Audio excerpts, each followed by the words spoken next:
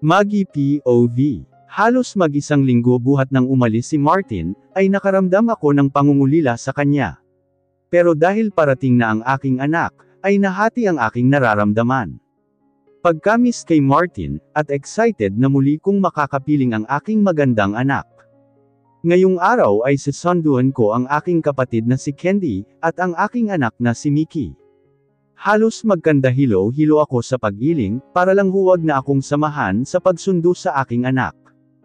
Pero mas iyadong makulit si Nanay Lourdes. Kailangan ko daw ng bodyguard. Nakakahiyaman ay gagamitin pa ang kotseng Black Bugatti Chiron ni Martin. Nakakahiya talaga gumamit ng mamahaling sasakyan nito nang wala siya. At baka magasgasan pa, kulang pa ata ang buhay ko sa pagbayad kung nagkataon. Pero hindi nila ako pinayagan, isang driver at bodyguard ang aking kasama ngayon, papunta sa terminal ng bus sa Cubao, para sunduin si Candy at ang aking anak na si Mickey. Napagkasunduan namin ni Nanay Lourdes, na bibisitahin namin sila dito sa mansyon, para ipakilala ang aking anak. Bago umuwi sa tinutuluyan namin sa Quezon City, kung saan kami nakatira ng mga kaibigan ko. Nasa biyahe na kami ngayon, at ang tatahimik ng aking mga kasama. Si Manong driver na abala sa pag-drive, habang nakikinig naman ng FM station sa Easy Rock, si Manong bodyguard na ubod ng laki ng katawan. Para bang magkamali ka lang, ay pwede ka na nitong ibalibag. Natatandaan ko siya, dahil siya ang unang tao na nakita ko, nung panahong bagong dating ako sa mansyon ni Martin. Ate, Mommy, eksaktong pagbaba ko ng sasakyan, ay may narinig akong boses na tumatawag sa akin. Napansin ko ang mga taong napalingon sa akin. Hindi pala sa akin, kundi sa mamahaling sasakyan na hindi naman sa akin. Kahit sino naman ay maa-amaze sa milyones na kotse. Nagkibit balikat na lamang ako, inilibot ko ang aking paningin, hanggang sa matano ko ang patakbong magandang dilag, na walang iba kundi ang aking kapatid. Kasama nito ang nangungunang batang makulat, na matagal ko nang hindi nakakapiling. Sobrang ganda at cute ang suot nitong dress, na kulay puti na may disenyong bulaklakin, naka-ponytail pa ang buhok nito, habang ang bangs naman ay pumantay sa mga kilay nito. Nakasuot din ito ng itim na boots na may tatak na Barbie. Sobrang ganda talaga ng anak ko. Kulang na lang ay lumipad ang aking puso nang masilayan kong muli ang napakaganda kong anak na si Mickey, na ngayon ay may malawak na pagkakangiti. Napaluhod ang isang tuhod ko, para magpantay kami ng aking anak, na ngayon ay halos manggigil na sa akin sa sobrang higpit ng pagkakayakap. Yakap na may pagmamahal. Hindi ko na napigilan na tumulo ang aking mga luha. Luha ng kagalakan. I missed you baby ko, malambing akong napatitig sa aking anak. At hinalikan ito sa kanyang noo. I missed you more my mommy, hamalakhak muna ito. Bago hinawakan ng dalawang maliit nitong mga kamay ang aking mukha, at pinugpog ng halik ang aking buong mukha. Napaka-sweet talaga ng baby ko. Binuhat ko ito at naramdaman ko ang pagkabigat na nitong katawan. Big girl na pala ang baby ko, heavy na sabay halik sa ilong nito. Tita Candy said I'm not a baby anymore mommy. Because I will marry Jungkook when we go to Korea mommy, masaya pa itong winagayway ang dalawang mga kamay. What? Kunwaring nagtataka ako dito, sabay napalingon sa aking kapatid, na ngayon na halos nagkandahaba-haba ang leeg sa pagsilip sa kotse, na aking sinakyan. Wow ate, paano ka nakasakay sa Bugatti na iyan? Hindi na nito nakayanan ang pagiging tsismosa, ay lumapit na ito ng tuluyan, at kinatok ang bintana. Biglang lumabas ng sasakyan si Manong na bodyguard. Bumukas din ang bintana ng kotse at ngumiti si Manong driver, na hindi ko man lang alam ang pangalan nilang dalawa. Napaatras ng bahagya si Candy. Lalo nang makita si Manong bodyguard, na lumapit sa aming pwesto. Akin na po ang gamit ninyo miss, magalang na sabi ni Manong bodyguard.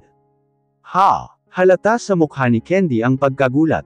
Sige na ibigay mo na Candy, para makasakay na tayo, sabi ko.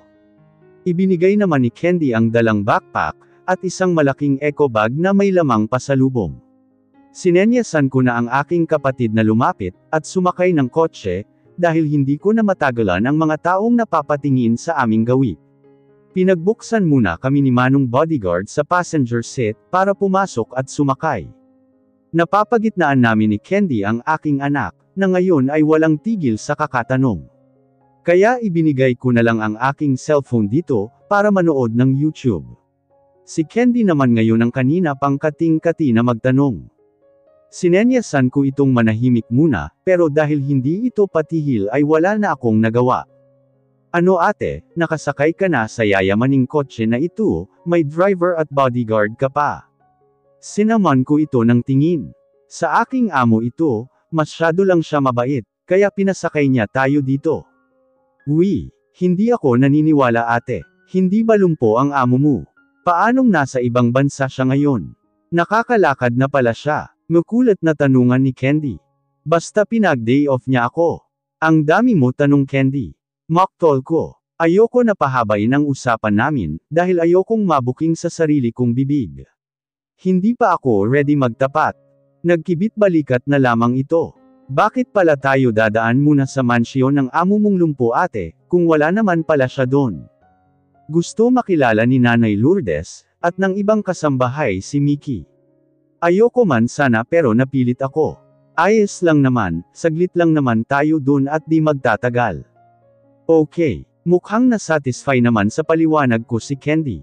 Napabuntong hininga na lamang ako, at hinawakan ang ulo ng aking anak, na ngayon ay busy manood ng Peppa Pig. Mabuti na lamang ay napakiusapan ko ng maayos si Nanay Lourdes, na huwag nang banggitin kay Martin, na mananatili muna ako sa aking mga kaibigan. Napapayag ko din itong wag na akong bantayan paghatid nila sa amin, basta ay ipapasyal muna ang aking anak sa mansyon.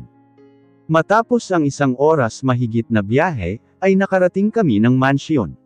Nakita ko pa sa aking kapatid ang labis na pagkamangha. Lalo na sa aking anak, na walang humpay sa kakaturo ng mga nakikita. Huminto ang sasakyan, at mabilis na naunang bumaba si Manong bodyguard. Binuksan nito ang pintuan ng kotse, at nauna akong bumaba. Kinarga ko naman ang aking anak, at si Candy ang huling bumaba. Nakita ko pa si Nanay Lourdes na malalaki ang hakbang na lumalapit sa amin. Oh Diyos mio, ito na ba ang iyong anak? Abay mas lalo palang maganda sa personal na tutuwang sambit ni Nanay Lourdes.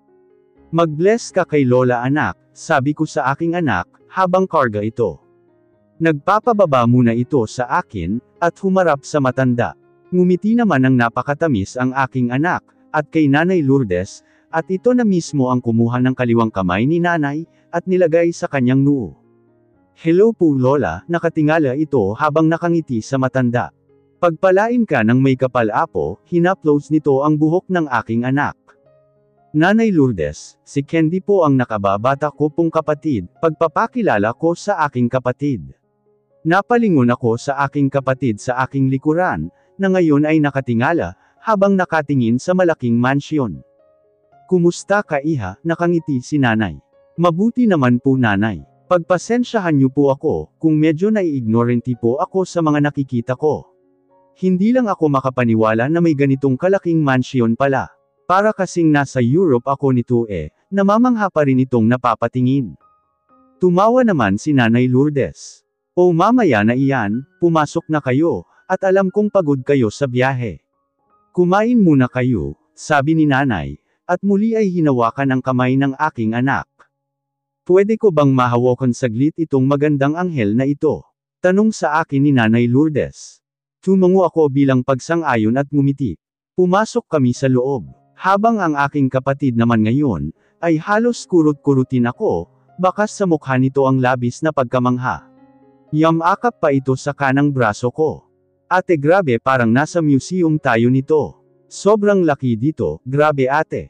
Tumahimik ka nga. Napaghahalataan tayong mahirap Pero ito ay parang walang narinig sa akin. Dahil kung ano-ano ang tinuturo nito. Mabuti ate di ka naliligaw sa laki nitong pamamahay ng amo mong lumpo. Ano ba magi marinig ka, saway ko dito. Nakita ko kasing napapatingin sa amin ang ibang kasambahay. Partikular sa aking anak. Nakita ko pa na nagbulungan ang mga iyon. Pero di naman sila lumalapit sa amin.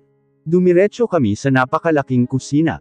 Nakita ko pa na nakaupo na ang aking anak, na akala mo naman ay sanay na sanay.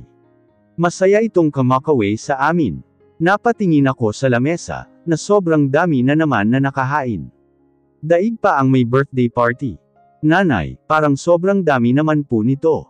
Lumapit ako sa aking anak at umupo sa tabi nito. Habang si Candy naman ay sa kabila. Ay dapat lang maghanda, dahil para sa iyong mga bisita ito, lalo na sa anak mo, parang madiin ang pagkakasabi nito sa aking anak. Iwinaksi ko na lang ang bagay na iyon. Masayang sinusubuan ko ang aking anak. Namiss ko itong pakainin. 4 na buwan na ata nang huli ko itong gawin sa kanya. Dahil ang sinusubuan ko ay isang bakulaw. Na mabuti naman ay wala ngayon. Bigla akong natigilan. Umiikot ang aking mga mata at bigla ay pinagpawisan. Hindi ko naisip na baka pwede niya kaming makita dito, lalo na at napapalibutan ito ng maraming CCTV, na nakakonekta sa opisina nito. Anong problema ate? Si Candy na kumakain ngayon. Ha? Wala, may naalala lang ako, palusot ko. At sinubuan muli ang aking anak. Nanay Lourdes, hindi na po kami magtatagal ngayon, dahil kanina pa po kami hinihintay ng mga kaibigan ko sa bahay. Ang bilis naman iha, wala pa nga kayong 1 oras dito, kakang tanong nito. Akwan po kasi, dun na daw po kami magdi-dinner. O ikaw ang bahala, at least nakita ko na ang maganda mong anak. Kamukhang kamukha niya pa naman si Agatha ng kabataan niya, ngumiti ito sa aking anak. Bigla ako nakaramdam ng kaba. Parang may laman kasi ang sinasabi ni Nanay Lourdes. At sino naman kaya ang binanggit nitong Agatha? Lumipas ang ilang oras, ay nakarating kami ng Quezon City. Hinatid muli kami ni Manong driver, at Manong bodyguard. Nagpasalamat ako sa kanilang dalawa. Nang makaalis ang mga ito, ay malakas na tili ang sumalubong sa amin. Si Akira. Oh my God, Mickey. Sigaw nito at patakbong sinalubong ang aking anak. Kulang na lang ay malamag ang aking anak sa pagyakap ni Akira, dahil sa panggigil sa bata. Binuhat nito ito at naunang pumasok. Sumunod naman kami ni Candy. Nang makapasok ay dumiretso ako sa kusina, para elapag sa lamesa ang pasalubong na dala ng aking kapatid. Habang nasa sala ang tatlo, narinig ko na may patakbong pababa sa hagdanan. Si Honey.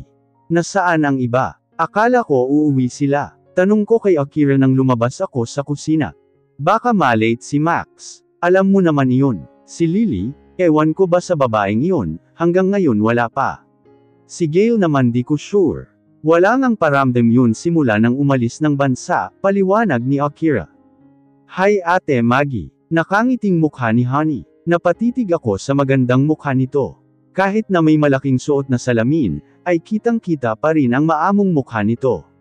Parang nag-iba ang aura ng mukha ni Honey. Parang blumang. Hello, sagot ko. Nakita ko pa kung paano magyakapan sa tuwa si Candy at Honey. Closed silang dalawa, kahit pa ilang beses pa lamang silang nagkikita. Siguro dahil magkakalapit ang kanilang edad. Lumapit din si Honey sa aking anak, na ngayon ay tuwang-tuwa. Alam kong mas mahilig sa bata si Honey, dahil na rin isa siyang teacher. Nakapag-usap din kami, habang naghihintay sa pagdating ni Max at Lily. Teka, nasaan pala ang bagong kapitbahay natin Akira? Madalas pa rin bang makikain dito? Tanong ko. Napahinto sa pakikipagkulitan si Akira kay Mickey, at napaangat ang tingin sa akin. Nakaupo sila sa carpet na mabalahibo. Habang si Candy at Honey, ay may sariling mundo na nagkukwentuhan. Kung tadu pa ang mga ngisi ng mga ito. Wala siya dyan, mahinang sagot nito. Napataas ang isang kilay ko. Di mamaya andyan na siya. Nakita na ba nila iyon? Umiling ito. Parang lumungkot ang mukha. Mahigit 1 linggo na siyang wala sa bahay niya. Hindi ko alam kung saan siya nagpunta. Biglang naglaho na parang bula, parang masama ang loob nito, base sa pagkakasabi nito. Si Honey pa lang nakakilala sa kanya, patuloy nito. May stock ka pa dyan. Para makapagluto ako ng dinner natin. Hindi na kasi kami nakadaan ng market nung hinatid kami dito, pag-iiba ko ng usapan. Oo meron, pero ako na ang magluluto. Pagod kayo sa biyahe, ngumiti ito. Ilang sandali lang ay kinuha ko ang aking anak, para makapagpalit ng damit. Pumasok ako sa aking kwarto, na 1 buwan ko rin hindi nagamit. Mabuti na lamang kahit papaano nalilinisan ito ni Akira. Napakabait at maaasahan talaga ang babaeng iyon. Pinalitan ko ng t-shirt at komportableng short ang aking anak. Nagreklamo pa nga ito, at ayaw papalit ng damit. Mabuti na lamang ay inuto ko. Nagpalit na rin ako ng t-shirt at short. Inayos ko ang ilang gamit, at sinilansan sa cabinet. Nang matapos ay bumaba kaming dalawa, nakarga ang aking anak. Mabilis na kinarga ni Honey ang aking anak, na alam kong mabigat, pero parang wala lang ito sa kanya. Si Candy naman ngayon, ay nakikipagtawanan kay Akira. Papunta na sana ako ng kusina, nang may marinig na pumaradang sasakyan. Kaya dumiretso na lamang ako sa pintuan, at sinilip kung sino iyon. Isang mamahaling puting SUV ang nakahinto sa labas ng aming bahay. Maya-maya pa ay lumabas ang babae. Napakunot-noo ako kung sino ito. Pero nung niluwa ito, ay napataas ang isang kilay ko, si Lily, na para bang isang sikat na artista. Nakashade pa ito at taas noong napatingin sa aking gawi. Mata Ray ang mukhang naglalakad ito, na akala mo ay modelo. Napatitig ako sa kanya. Nung huling kita namin ay itim na itim pa ang kulay ng buhok nito at tuwid. Ngayon naman ay kulay ash gray ang buhok nito, na may pagka-wavy.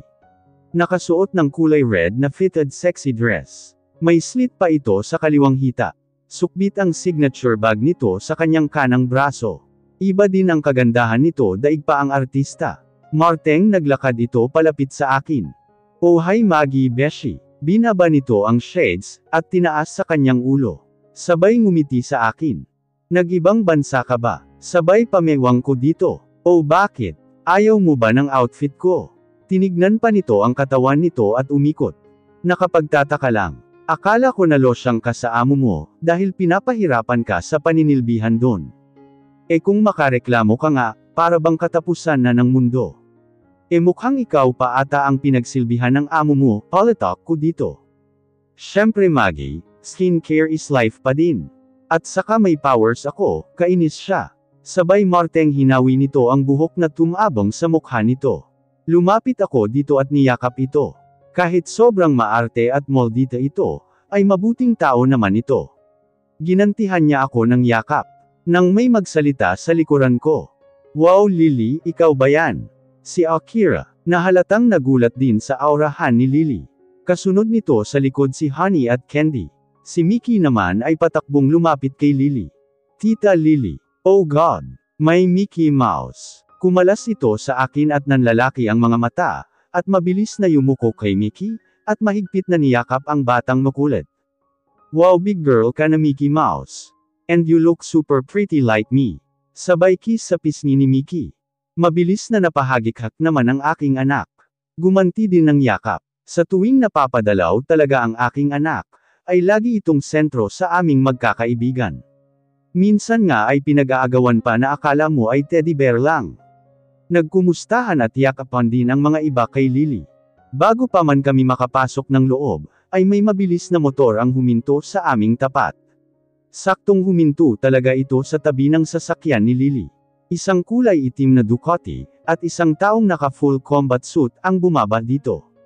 Takang napahinto ang bawat isa sa amin. Maski ang aking anak, ay napahawak sa lelayan ng aking damit. Napakaangas niya tignan, kung sino man ito. Tinanggal nito ang suot na itim na helmet. At bumalandra ang mahabang buhok nito. Halos lahat kami ay laglag pa nga, nang malaman kung sino ito. Walang iba kundi si Max. Hello girls. Long time no see. Sabay ngiti ni Max, habang hawak nito ang kanyang helmet, at sinondig sa kanyang bewang. Ang astig nun Max. Si Akira. Muntik na akong ma-inlove, akala ko yummy na, parang timang na sinabi ni Lily. May bago ka na namang motor. Si Honey. Nagkibit balikat lamang ito. Alam naman naming masyado itong inlove sa mga iba't ibang klase ng motor. Nangongolekta pa nga ito. Mas gusto nito ang motor kesa ang kotse. Mabilis na napadako ang mga mata nito sa aking anak. Hi Mickey baby. Mabilis naman na humiwalay sa akin ang aking anak, at lumapit kay Max. At niyakap din nito si Mickey. Nang matapos ang tagpong iyon, ay masaya kaming lahat na nakaupo sa sala. Maya-maya pa ay may nag-doorbell sa aming bahay. Nagkatinginan kaming lahat. Sino na naman ta? Si Akira. I think iyan na ang food natin. Si Max na tumayo, at lumapit sa pintuan. Tama nga ito dahil nagpa-deliver pala ito ng pagkain. Sobrang daming pagkain. May paletsyon pa ang babae. Sunod-sunod na naglapitan si Honey at Candy, at ako ang panghuli. Habang si Lily naman ay nakakandong sa kanya si Mickey. Naabala manood sa YouTube. Mabilis namin kinuha ang mga pagkain, at nilapag sa lamesa. Halos mapuno ang lamesa namin, na hindi naman kalakihan. Convenient din sa amin dahil hindi na namin kailangan ang magluto. Kaya pagpatak ng alas 6:30 ng gabi, ay nagsimula na kaming kumain ng dinner. Masaya ang gabing yun dahil marami kaming kumakain ng sabay-sabay ng aking mga kaibigan. Kasama ng aking anak at kapatid. Except kay Gail na hanggang sa mga sandaling ito, ay wala pa ring paramdam. Matapos ng hapunang iyon, ay mabilis na nakatulog ang aking anak, dahil na rin sa pagod na maghapon, lalo na sa kanilang pagbiyahe. Kaya pinatulog ko muna sa aking kwarto, at hinayaang bukas ang pintuan ng aking kwarto, in case na magising ito, ay mabilis ko lang maririnig sa baba. Andito kami ngayon sa sala. Kanya-kanyang sulampak sa sahig, na may mabalahibong carpet, si Honey at Candy na hindi na mapaghiwalay, at walang tigil sa pakikipagkwentuhan. Habang sexy na nakadekwatro naman si Lily, katabi nito si Akira. Ako at si Max naman ang magkatabi. Walang paknat ang aming kwentuhan, habang nanunood ng Netflix. Hindi ko na nga maintindihan ang pinapanood ko, dahil sa kinikwento ni Lily sa kanyang amo, na walang tigil nitong banggitin na Dracula. Bakit parang galit na galit ka kay Draco? Hindi ko na natiis itanong. Basta, kumukulo ang dugo ko sa kanya. Maldit ang sagot nito. Pero hindi ako naniniwala na iyon lang ang dahilan. Alam ko meron pang mas malalim. Maya-maya pa ay naglabas ng beer si Akira. At nagsimula na naman kami sa mga kwentong buhay ng bawat isa. Martin POV. Pasensya na kung hindi tayo ngayon matutuloy umuwi. Kailangan nating dumiretso ng Al-Fallujah sa Iraq. Someone needs us to rescue. Big Boss commanded. Mahinang mura ko. Napabulong na lamang ako sa pagka-frustration. Gusto ko sanang umanggal pero hindi pwede, gustong-gusto ko nang makauwi ng Pinas, para makita ang sweetheart ko, pero mukhang minamalas pa. Wala itong pinagkaiba ng mga unang taon namin sa serbisyo, na nagpahinga lamang kami sa aming mga sugat, at sumabak na muli sa gyera. Kaya inabot kami ng 6 na buwan, na walang paramdam sa mga mahal namin sa buhay. Get ready, we go straight to our hideout first. Our weapons and guns already there, also the armored vehicles and fighter jets. Wala pang 30 minutos, ay nakasakay na kami ngayon sa military aircraft. Ang aming piloto ay walang iba kundi si Shagger na isang licensed pilot at jet fighter. Matapos ang ilang oras na biyahe sa himpapawid, ay nakalapag ang aming sasakyan sa isang private building ng isang mayamang tao, na siyang nanghihingi ng tulong sa amin. Bitbit ang mga kagamitang mabibigat sa katawan, at naka-full combat na suot. Habang bitbit ang aming armas sa katawan, ay maliksi kaming pumasok sa underground ng building. Kung saan kami magme-meeting. Nagsimula magpaliwanag ang isang mayaman at maimpluwensyang tao na si Abdul Khabib. Habang nagta-translate naman ng English ang kanang kamay nito. Napag-alaman naming nakidnap ang anak nitong babae ng kaaway na grupo. Kaya mabilis na nagplano ang aming big boss.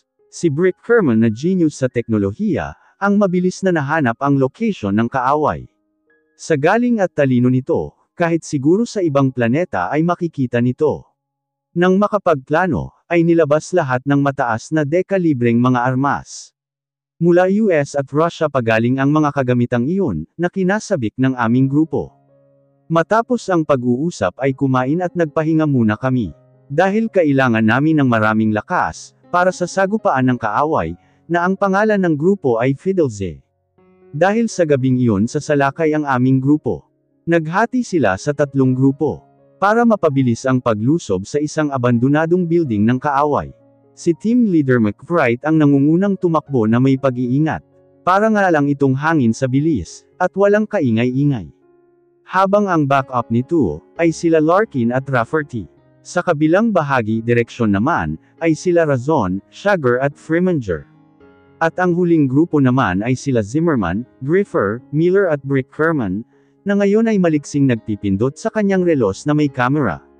Ito ang kanyang ginagamit, para mabilis na makita ang lokasyon, at ginagawa ng mga kaaway.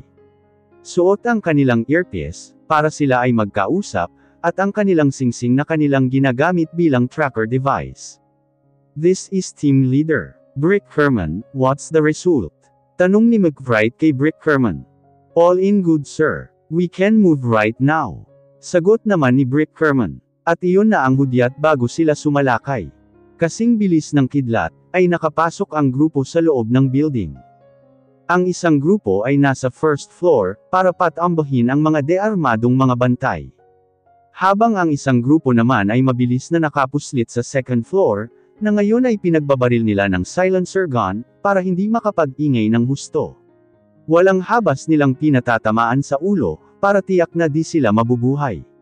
Habang ang pangatlong grupo ay kasing tinak ng mga halimaw, ay pinasabugan nila ang mga bunganga. Walang sinayang na oras ay mabilis na nakita nila ang victim, na ngayon ay hinang-hina dahil sa bagbog. In 3 minutes we should get out of here. Sigaw ni team leader. Any moment bomb will be exploded. Kanya-kanya silang diskarte para makababa. Ang iba ay tumalon na sa mga bintana para makababa, kahit pamataas ang gusali. Pero mas maraming mga kalaban pa ang nagpalibot sa grupo. Take the victim out of here Razon, team leader commanded. Kaya walang sinayang na sandali, ay binuhat nito ang hinimate ng biktima. At nagsimula ng magputukan at pagpapaulan ng mga bala sa kung saan.